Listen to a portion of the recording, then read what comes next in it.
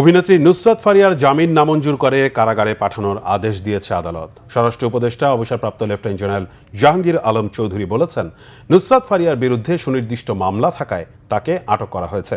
তদন্তে নির্দোষ প্রমাণিত হলে ছেড়ে দেওয়া হবে। অন্যদিকে সামাজিক যোগাযোগ মাধ্যমে দেয়া এক পোস্টে নুসরাত ফারিয়ার গ্রেপ্তার বিব্রতকর একটা ঘটনা হয়ে থাকলো বলে মন্তব্য করেছেন সংস্কৃতি বিষয়ক উপদেষ্টা মোস্তফা সরোয়ার ফারুকী। রিপোর্ট রিশান নাসরুল্লাহ। থাইল্যান্ড যাওয়ার সময় বিমানবন্দর থেকে আটক অভিনেত্রী নুসরাত ফারিয়াকে রাজধানীর ভাটারা থানা থেকে সোমবার হাজির করা হয় আদালতে।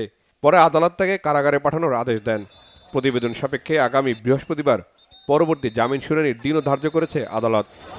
হাসিনাকে যারা সহযোগিতা করেছে, ফসলবিরোধী আন্দোলনের বিরুদ্ধে যারা কাজ করেছে, তাদের মধ্যে তাকে সম্পৃক্ত পাওয়া যায়।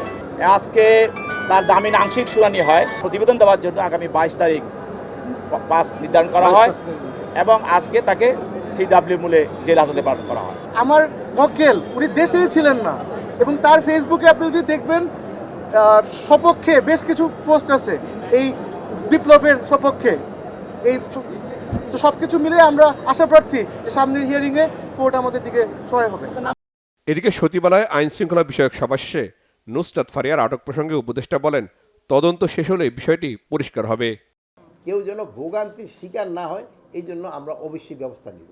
আমরা বলছি শুধু দুষ্কৃতিকারী যেন আইনের আওতায় আসে এবং শাস্তি ভোগ করে, কোনো একটা নিরীহ লোক যেন কোনো অবস্থায় শাস্তি ভোগ যেন না করে, এই ব্যবস্থা আমরা অবশ্যই নেব।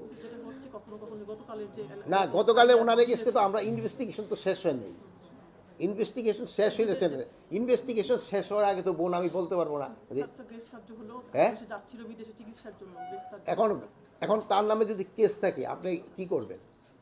আপনি তো আবার যদি ছেড়ে দিলে আবার আপনি কিন্তু বোন বলবেন, স্যার আপনি ছেড়ে দিচ্ছেন, অমুকে ছেড়ে। বিদেশ যাত্রা নিষেধ আছে কিনা একটা পলিসি আছে, ওই পলিসির মতো যেটা যারা পড়ে তাদের।